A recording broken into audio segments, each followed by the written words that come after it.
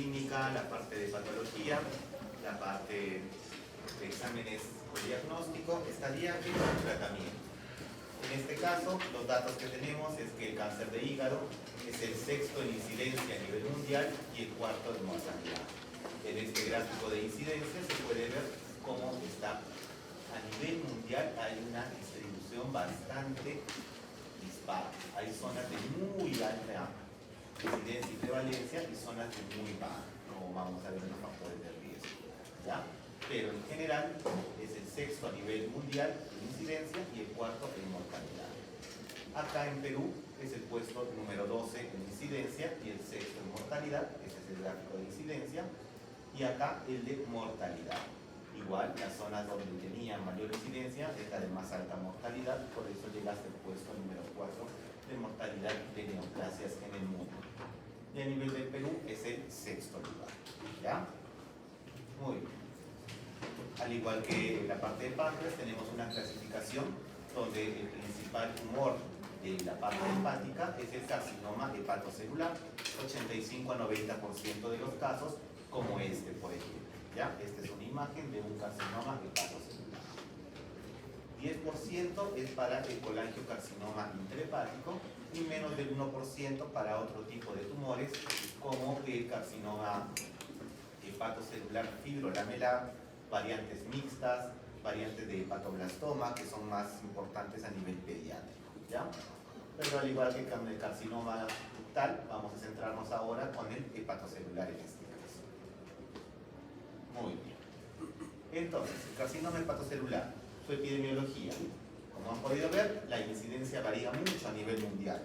Tenemos zonas de más alta prevalencia, como la zona de Asia y África subsahariana, principalmente por el factor de riesgo que vamos a ver, que es el virus de la hepatitis B. Aquí la prevalencia puede ser tan alta como 20 a 35 casos por cada 100.000 habitantes. Zonas intermedias como el sur de Europa y Norteamérica con 10 a 100.000 y zonas más bajas como el este de Europa de 5 por cada 100. ¿Ya? Para que quede claro, la distribución desigual de la incidencia y prevalencia de esta enfermedad, principalmente por los factores de riesgo. En las zonas más altas de prevalencia tenemos el principal factor de riesgo, los virus, especialmente el virus de hepatitis B, como pueden ver acá. El virus de hepatitis B, color rojo, por ejemplo, en este, el rojo, lo más importante. Donde hay zonas donde no tenemos, por ejemplo en Norteamérica, virus de hepatitis B, casi inexistente. ¿Cuál es el que le gana ahí? Virus de hepatitis C. ¿Ya? Solo para que quede claro esta distribución irregular. Ahora, ¿qué factores de riesgo tenemos para el cáncer hepatocelular? La edad, como en todas las neoplasias, también su pico principal es en adultos mayores, entre los 65 a 70 años, y también el sexo, también en el sexo varón, 2.5 veces más. Su principal factor de riesgo es la presencia de cirrosis, ¿ya? Que está presente hasta en el 80% de los casos de carcinoma hepatocelular. Como pueden ver, 80, no 100. Es decir, ¿puede haber carcinoma hepatocelular en un hígado sin cirrosis? La respuesta es sí. La cirrosis es el principal factor de riesgo, pero hay otras enfermedades que pueden llevar al carcinoma sin estar en el estadio de cirrosis en el 100% de los casos. Cualquier etiología de la cirrosis puede llevar a el cáncer, cada una con diferentes riesgos, como vamos a ver. En términos generales, 1/3 de todas las cirrosis evolucionan hacia el carcinoma hepatocelular. El riesgo anual que está descrito es más alto para los virus, como vamos a ver, de 3 a 8% cuando es la cirrosis causada por una hepatitis crónica B o una hepatitis crónica C. Solo 1 a 3% cuando es producida por alcohol, por problemas metabólicos tipo NASH, déficit de alfa-1-antitrypsina, hepatitis autoinmune, enfermedad de Wilson, que es depósito de cobre, hepatopatías colestásicas. Lo que sí está descrito es que mientras más avanzada esté la cirrosis, mayor es el riesgo de desarrollar un carcinoma hepatocelular. Ahora, ¿por qué el virus de la hepatitis B es tan importante? Porque es un virus tipo ADN, para que recuerden. Y lo que hace este virus es introducirse dentro de la maquinaria genética de las células, especialmente del hepatocito, genera una mutagénesis insercional. Es decir, una vez que entra en el ADN de ese hepatocito, nadie lo va a sacar. Por eso es que puede llegar a desarrollar cáncer hepatocelular sin estar en cirrosis. Pacientes con hepatitis B crónica siempre tienen que estar en seguimiento para ver si en algún momento desarrolla el caso.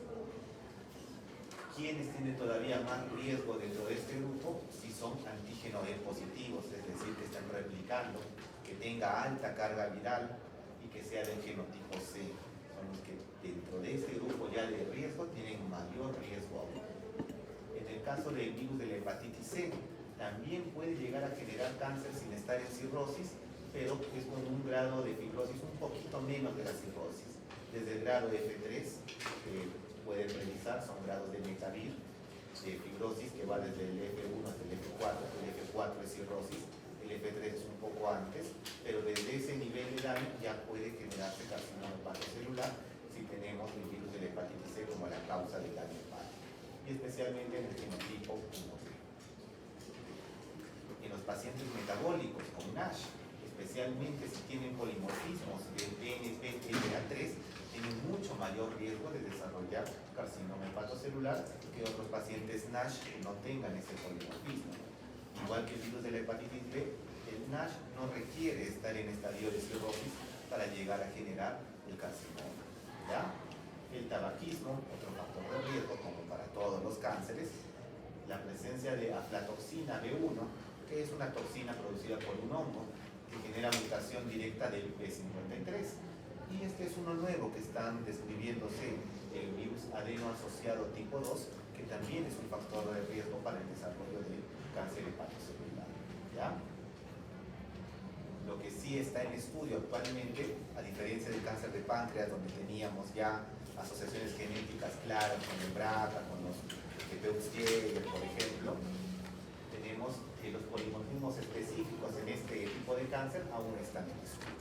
No tenemos datos precisos acerca de esto y eso empeora un poco más la posibilidad de llegar a un tratamiento ideal, como vamos a ver. ¿Existen factores protectores? Sí, que simplemente es atacar las posibles causas del daño. Vacunación para hepatitis B, hepatitis C, que existen. Y cuando ya tengo la hepatitis, tratamiento. Hay tratamientos de hepatitis B a base de interferón, que es el esquema pasado, por decirlo así. Lo bueno es que este interferón es un tratamiento limitado, solo son 12 semanas. Lo malo es que es horrible de tolerar por los efectos adversos. Y existen otros tratamientos que son antivirales, pero en el caso de la hepatitis B son de por vida. ¿Qué es lo que ha mejorado la sobrevida de los pacientes a nivel mundial? Es el tratamiento de la hepatitis C. En este caso sí han descubierto antivirales, que se les llama antivirales de acción directa, que logran la eliminación, la curación del virus de la hepatitis C hasta arriba del 90-95% de los casos de efectividad. Y son tratamientos cortos de 4 a 6 semanas, dependiendo de los fármacos que se utilicen. ¿Ya? ¿Por qué puede curarse? Porque este es un virus tipo RNA. No tiene la capacidad de la hepatitis B de insertarse dentro del ADN de la célula. Por eso es que es mucho más fácil su eliminación. ¿Ya? Otros factores que han encontrado en los estudios es el consumo de aspirina como un inhibidor de desoxigenasa que va a bajar lo que es la inflamación, también como protector, y el café. ¿Ya? Recién van a ver clases de lo que es hígado, teóricamente, pero en todo el café mejora la parte del hígado. Para hígado graso, para todo, el café lo mejora. ¿Ya? Muy bien. Esos son los factores de riesgo. Ahora vamos a ver lo que es la patología. La patología molecular, al igual como vimos que en el páncreas los PANIN evolucionaron, acá son los nódulos. Nódulos displásicos de bajo grado, la cirrosis tiene nódulos, van evolucionando a nódulos displásicos de alto grado y finalmente el carcinoma hepatocelular. Hasta ahí, sencillo. Aquí es donde se comienza a complicar la situación. ¿Por qué? Porque este tipo de cáncer tiene múltiples vías por las cuales llegar a la progresión. No es solo una vía por la cual evolucionan estos pacientes y por eso es tan difícil el tratamiento. La más conocida común es esta de las beta-cateninas, que ya tiene tratamientos un poco más avanzados, pero solo el 26% lo tiene mutado. Cuando descubrieron esta vía y le daban tratamiento a todos por igual de esta vía, solamente una pequeña proporción respondían porque solamente estos tenían mutado. El resto no tenía esta vía alterada, por gusto se le daba ese tratamiento. Y así es como comenzaron a descubrir diferentes vías por las cuales se produce el carcinoma hepatocelular. ¿Y por qué? Porque son diversas causas las que lo llevaron a la cirrosis. Eso tiene relación directa. ¿Cuántas mutaciones se acumulan generalmente en un paciente con carcinoma hepatocelular? Hasta 40 a 60 mutaciones. Ya darle tratamiento a 60 vías metabólicas es bastante difícil, de las cuales 4 a 8 son las principales, pero igual es bastante cantidad, a diferencia de otros cánceres donde es una la vía que lo lleva a todos. Por ejemplo, los cánceres de mama, por eso el tratamiento del cáncer de mama es mucho más efectivo y existe el tratamiento de hormonoterapia, inmunoterapia bien establecido. En este caso todo está en evolución porque cada vez que se hace un estudio genético encuentran nuevas vías metabólicas alteradas con las cuales no sirve el tratamiento que estaban dando. Y peor aún, en páncreas teníamos CARRAS, ya teníamos microsatélites alterados que ya en colon lo estudiamos y podemos utilizarlo. Acá los genes típicos que están mutados en los demás, factor de crecimiento epidermoide, el HER2, el BRAF, el CARRAS, casi no están mutados, menos del 5% de mutación. Entonces, la experiencia de tratamiento que tengo con otros tumores, acá no me sirve. Eso es interesante en la parte molecular de este.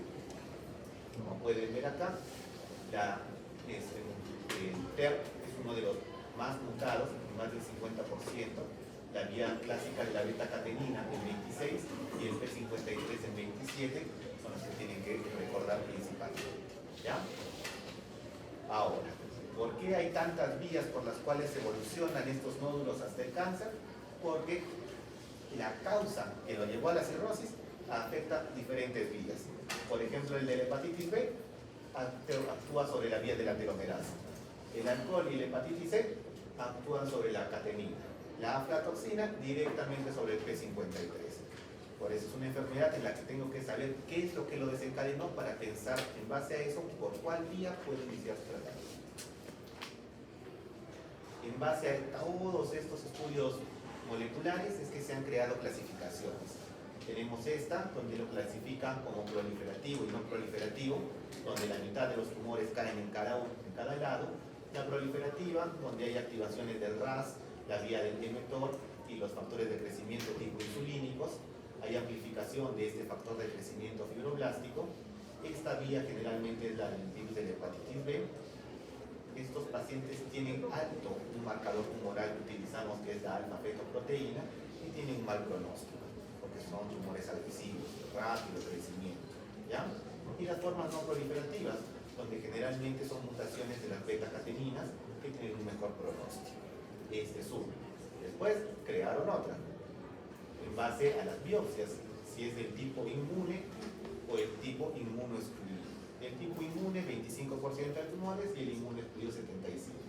¿Cuál es la diferencia? Que cuando hicieron la biopsia encontraron que unos tumores tenían mayor cantidad de linfocitos T y otros no tenían linfocitos T. ¿Qué es lo que hacen estos linfocitos T? Intentan regular al tumor, intentan contenerlo. Por lo tanto, si no hay linfocitos T, es más probable que el tumor crezca descontroladamente, a que sí hay. Ahora, comenzaron a ver, si los linfocitos están ahí en buena cantidad, ¿por qué el tumor no es controlado? Y vieron que el tumor en su inteligencia los bloquea. Los bloquea con estas vías de PD1, PDL1 para que no lo ataquen. Entonces, ¿qué dijeron? Ya sabemos que tengo el ejército cerca, solo que está bloqueado, creemos algo que los libere. Y ya existe, hay inmunoterapia que desbloquea estos PDL1 y los linfocitos que ya están ahí atacan al tumor. Es por eso que la oncología actualmente está en estadios de precisión, ver cómo es el tumor, qué genética tiene, cómo está su medio, para intentar dar una terapia dirigida y totalmente personalizada, ¿ya? Pero actualmente, bueno, esos estudios son carísimos, todavía no está al alcance de todos los tratamientos oncológicos, ¿no? Pero ese es el futuro. En En lo que tiene que ver la clínica del hepatocarcinoma, lo más común es que sea asintomático, ¿ya? Cuando ya comienza a generar síntomas asociados a la tumoración, hablamos de un mal pronóstico, menos de un año de sobrevida generalmente, como vamos a ver en el estadiaje. ¿Cuáles son los síntomas? Principalmente malestar general, pérdida de peso, anorexia, dolor abdominal inespecífico y los mismos signos de la hepatopatía crónica. Ictericia, ascitis, varices, sangrados, edemas, ¿ya? Cuando están presentes ya síntomas en estos pacientes, muy mal pronóstico, menos de un año de sobrevida. Entonces, si no tengo una clínica que me oriente y cuando la encuentro ya es mal pronóstico, ¿cuál es el objetivo? Hacer un diagnóstico temprano. ¿En base a qué? A un seguimiento de pacientes de alto riesgo. Si ya sé que mis pacientes cirróticos o con alguna otra cosita más son mis principales pacientes de riesgo a desarrollarlos, tengo que seguirlos antes de que me desarrollen el tumor. O cuando lo desarrollen, que sea pequeño y que no esté sintomático para mejorar su pronóstico. Entonces, ¿a quiénes se hace este diagnóstico temprano por seguimiento? A los grupos de alto riesgo. Todas las cirrosis entran en este grupo. Pacientes con hepatitis C desde el estadio de fibrosis 3, un poco antes de la cirrosis. Todos los pacientes con hepatitis B crónica y los que tengan historia familiar. Como les decía, no siempre la cirrosis está ahí, pueden producirse desde estadios anteriores si la noxa tiene capacidad de mutar el ADN como el virus de hepatitis B. O también el NASH también muta el ADN, por eso también genera carcinoma hepatocelular sin estar en cirrosis. ¿Ya? ¿Y cómo es el seguimiento? ¿Qué es lo que nos dicen las guías? Se tiene que hacer con ecografía. Ecografía abdominal cada 6 meses. La ecografía es muy buena para ver el hígado, tremenda cosota, se la miran bastante fácil. Esta es una imagen, este es el hígado, por ejemplo, para que puedan ver. Este es el hígado y este es el nódulo. Esto es lo que tiene que buscar la ecografía de seguimiento, es la presencia de hígado. Tiene una sensibilidad de 65-80%. Hay que recordar que es un estudio operador dependiente.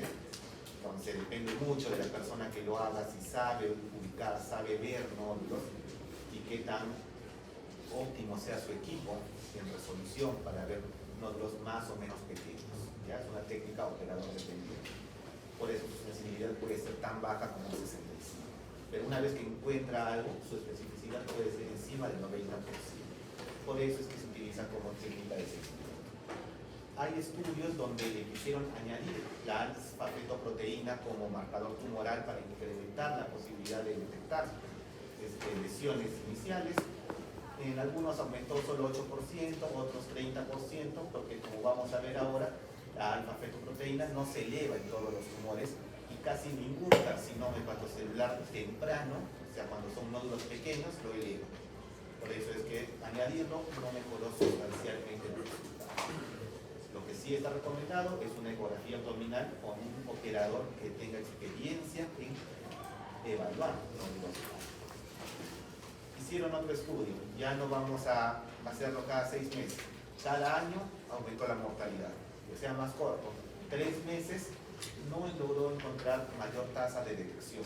¿En qué casos es que se acorta el seguimiento? Cuando ya encuentro un nódulo, pero es menor de un centímetro.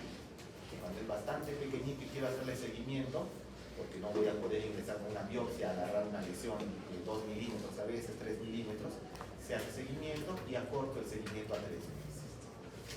Si mi paciente es súper obeso y no puedo tener una ventana adecuada para ver ecográficamente, recién ahí es que paso al seguimiento con otro tipo de imagen, tomografía o resonancia. No es recomendado hacer seguimiento cada 6 meses, digamos, con tomografía o resonancia. La prueba es la ecografía. El objetivo, el diagnóstico temprano, y si se sigue adecuadamente esos protocolos, lo que han encontrado los estudios, es que se puede llegar a detectar hasta el 80% de lesiones iniciales. Por eso es que está bastante expandida su recomendación. Muy bien, y hablando del marcador tumoral, la alfa-fetoproteína, su sensibilidad solo es del 60%, muy malo para utilizarlo para diagnóstico como todos los marcadores. Tiene una muy alta tasa de falsos positivos, al igual que el CA19-9, como les decía. Les sale el fetoproteína elevado y el pobre paciente lo condenan a estar haciendo tomografías años de años, hasta que alguien le diga que está elevado para el la utilidad, menos del 20% de los carcinomas hepatocelulares tempranos, que es mi objetivo, logran elevarla, y solo me sirve cuando son valores altísimos, arriba de 400 nanogramos de cilindro, que en alguna prueba al azar le hicieron y le salió esto, tengo que ir a buscar, porque voy a encontrar lo más probable ya una enfermedad avanzada. Pero para diagnóstico temprano, solito, no me sirve. Con la ecografía podría mejorar un poco, pero lo básico es la ecografía. Muy bien, y ahora vamos a la parte del diagnóstico. Como esta enfermedad, su factor de riesgo principal es el paciente cirrótico, todos los esquemas de diagnósticos, hallazgos y marcadores son en base a población de cirrosis. ¿Ya? Entonces, este es el algoritmo que les plantea su texto, donde estoy haciendo el seguimiento en mi paciente cirrótico y en una ecografía le encuentran un nódulo. ¿Qué es lo primero que tengo que evaluar? ¿Qué tamaño tiene? Menos de 1 centímetro, más de 1 centímetro. Menos de 1 centímetro, seguimiento. Acorto el tiempo a la mitad, 3 a 4 meses. Y lo evalúo. Si está estable o no. Si comienza a crecer o cambia de patrón, ya paso a la siguiente columna. En este caso, más de 1 centímetro. Más de 1 centímetro tengo que mandarlo a una prueba de imagen avanzada, que coloquialmente se les dice tomografías trifásicas o resonancias dinámicas, ¿ya? Pero en realidad son 4 fases, como vamos a ver hasta este momento. Pero se tiene que ir a este tipo de prueba. En este tipo de prueba hay marcadores, hay hallazgos imagenológicos típicos que tenemos que evaluar. Si tengo una de estas técnicas imagenológicas positiva para carcinoma hepatocelular, ya tengo el diagnóstico. ¿Qué quiere decir esto? ¿Que no necesito biopsia? No. Para este tipo de tumor, hasta el momento, las guías dicen si la imagen es compatible, es. Ya no es necesario estar biopsiando al paciente. Si no tengo un hallazgo típico del carcinoma hepatocelular, ¿qué es lo que tengo que hacer? Una segunda técnica diagnóstica de imagen. Si hice tomografía, me paso a resonancia. Si hice resonancia, me paso a tomografía. Y vuelvo a evaluar. Si no tengo la confirmación imagenológica de carcinoma, recién ahí me voy hacia la biopsia dirigida. ¿Ya? Y ahí ya la biopsia me va a decir si es una tumoración benigna, si es un carcinoma hepatocelular o si es otro tipo de tumor. ¿Ya? Pero en la mayoría de los casos no se requiere la biopsia. Hasta este momento. Entonces, vamos avanzando. Ecografía, me encontró el nódulo mayor de 1 centímetro, tengo que ir a una prueba avanzada de imagen. Tomografía o resonancia, la más utilizada por accesibilidad es la tomografía, que tiene mayores estudios y mejores descripciones. Se pide tomografía trifásica, coloquialmente, pero en realidad lo que se evalúa son 4 fases. Generalmente la que no se cuenta es la fase sin contraste, ¿ya? Fase sin contraste, la fase arterial, la fase venosa y la fase retardada. ¿Ya? Esta es una imagen tomográfica, por ejemplo, de un paciente con carcinoma hepatocelular con el signo típico que se llama washout. ¿Ya? ¿Qué quiere decir esto? En esta lesión, como pueden ver acá, esta es una fase arterial. ¿Cómo sé que es arterial? Bueno, ya lo habrán visto en imagenología, tengo la aorta repleta de contraste. Por lo tanto, los carcinomas hepatocelulares son tumores altamente vascularizados. Entonces, la fase arterial va a brillar. Brilla. ¿Y qué es el fenómeno washout? Que en la fase portal o la fase retardada se limpia, como pueden ver acá.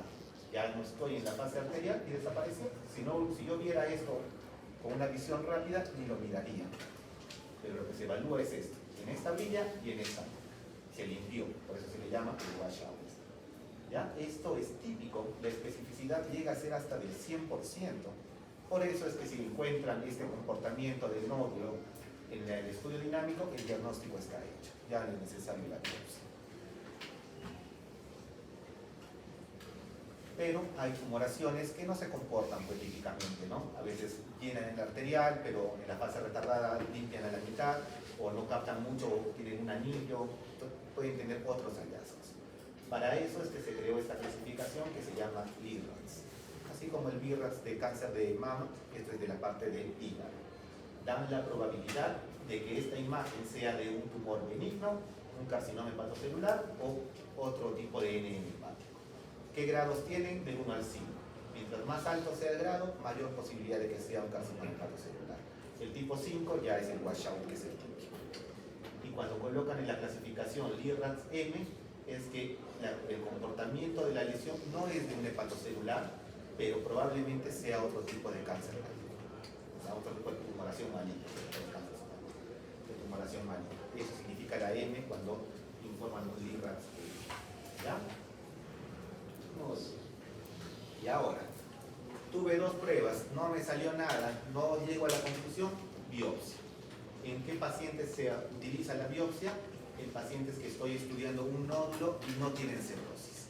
Como les decía, todos estos hallazgos, el washout, los esquemas de más de un centímetro, menos de un centímetro, son validados en población cirrótica. Pero hay pacientes que sin cirrosis pueden hacer esto, sí, les encuentran un nódulo y tengo que ir a biopsia. No puedo seguir el esquema de los pacientes cirróticos. ¿Ya? Entonces, indicación de biopsia, paciente que no tenga cirrosis.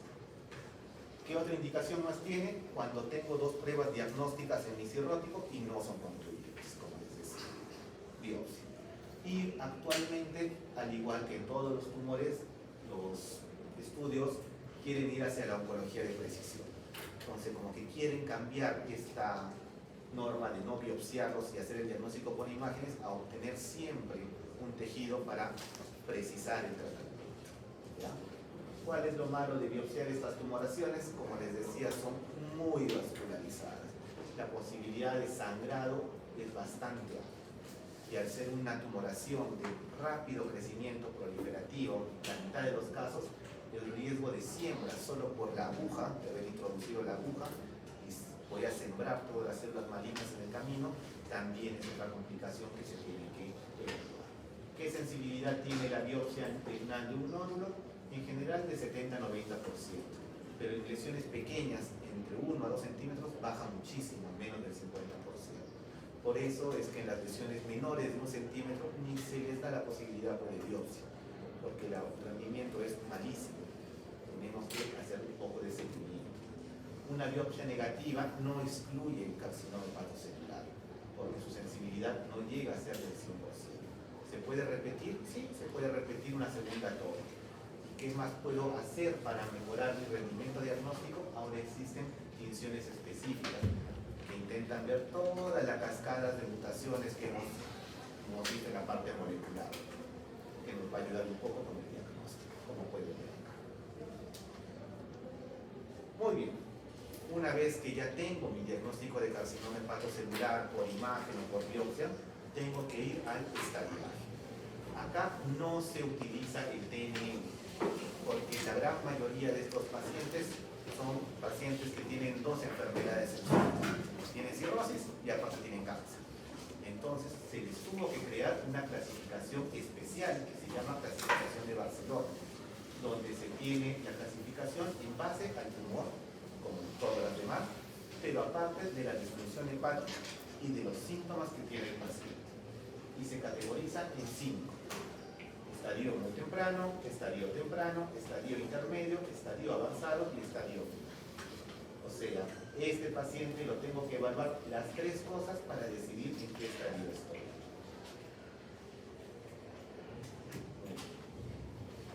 Por ejemplo, vamos a agarrar este que sería, digamos, el estadio muy temprano, estadio 0, donde el tumor mide menos de 2 centímetros.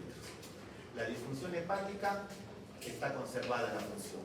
El Child-Pugh, como van a ver en la clase de cirrosis, es una escala que evalúa la función hepática. ¿Ya? Child-Pugh A, B y C existen. Conforme mayor disfunción haya, va avanzando hacia el C. Entonces el Child-Pugh A es un cirrótico compensado. Y el ECO, ya lo deben conocer de oncología, son las escalas sintomáticas de la oncología. Entonces, en este estadio muy temprano, el tumor menos de 2 centímetros, disfunción hepática no hay, y síntomas no hay. Entonces, así se clasifica. Y es tan importante la presencia de síntomas para que quede claro que cuando ya está con síntomas el pronóstico es malo, que miren, estadio temprano, sin síntomas. Estadio intermedio, sin síntomas. Cuando ya presenta síntomas, directamente cae en el estadio avanzado. Entonces, todas estas opciones terapéuticas que vamos a ver acá ya no se pueden. ¿Solo por qué? Por la presencia de síntomas. Puede tener un tumor pequeño, puede tener una función hepática de su cirrosis adecuada, pero el tumor le está provocando síntomas, directamente cae en estadio avanzado. Y el pronóstico es malísimo. Por eso el seguimiento es lo más importante para el diagnóstico del carcinoma celular. Y bueno, ya el estadio terminal que es el, ¿no? Bueno, en base a estos estadios es que se da el tratamiento. ¿Ya? La parte divertida.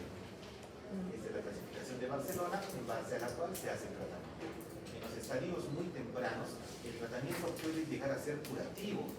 Se puede hacer ablación, cuando son tumoraciones muy pequeñas, menos de 2 centímetros, con una función hepática adecuada, sin síntomas, se hace ablación, se destruye la tumoración y se acabó el problema. Sigue en seguimiento, pero ya desapareció. O si es un poquito más grande, o está en un lóbulo asequible de hacer resección, se hace una resección, se le saca ese lóbulo hepático, se saca ese segmento y se acabó el problema. Ahora, en el estadio temprano, ya no es un nódulo tan pequeño, ahora es uno un poquito más grande, o 3 menores de 3 centímetros, es decir, dentro de los criterios de Milan, que ya conocen de oncología, con una función hepática adecuada o ligeramente reducida, hasta el Child B, pero sin síntomas, puede ir a resección si es un candidato óptimo para cirugía, es decir, que no tenga hipertensión portal, ya son otras cositas que evalúan los cirujanos ahí. Puede ir a resección o a trasplante. El trasplante también está indicado en estos pacientes que tienen carcinoma hepatocelular. Y si no es candidato a trasplante, incluso a ablación. O sea, sigue siendo tratamientos curativos en el estadio temprano. Vamos avanzando. Ya en el estadio intermedio sale el tumor de la clasificación de Milán, pero todavía tengo una buena función hepática y sin síntomas, el tratamiento es la quemoembolización. Ya se coloca la quimioterapia en émbolos directamente en la arteria. Como es un tumor altamente vascularizado, si yo le doy la quimioterapia directamente a la arteria, lo puedo reducir. Incluso hay esquemas en algunos hospitales especializados que hacen lo que se llama el downscaling, es decir, le bajan el estadiaje con intervención. Le hacen quemoembolización, digamos, a tenía 3 nódulos de 4 centímetros, salió de Milán, cae en este estadio, le hacen su tratamiento que es el TASE, que se llama así la quemoembolización, y lo bajan a 2 centímetros. Ya entra dentro de Milán, se trasplanta. Eso también está descrito. Ahora, seguimos avanzando. Estadio avanzado. Invasión portal, ya hay ganglios, hay metástasis, eso es de la parte del tumor. La función hepática todavía está ligeramente conservada hasta el B, pero ya hay síntomas, y no son síntomas que lo encamen al paciente todo el día. El COG1, el COG2 son simplemente escalas que no puede trabajar. Por ejemplo, si ya estamos en eso, estadio avanzado. Ya no hay posibilidad de tratamiento curativo. El tratamiento es con quimioterapia.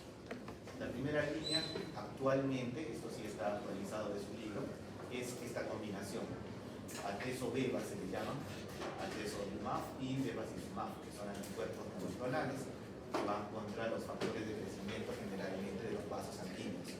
Como es un tumor altamente vascularizado, tiene sentido que el anticuerpo vaya contra este factor de crecimiento. Antiguamente era el sorafenib, que es el que más estudios tiene, pero se ha encontrado en el último estudio de este atezo-beva que la respuesta es mejor. Por eso ha caído a la segunda línea y el atezo-beva es la primera actualmente. El lenvatinib se ha comparado con el SORA, dan lo mismo, cualquiera de los dos tiene la misma eficacia. Y ya la tercera línea de tratamiento ya son otro tipo de medicamentos, el regorafenib, y lo que se está haciendo actualmente, por ejemplo, es esto.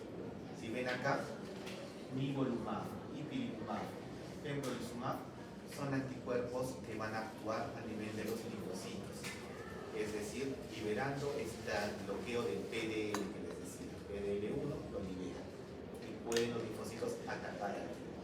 Ya está también la inmunoterapia comenzando a tener cabida en el tratamiento del carcinoma hepatocelular.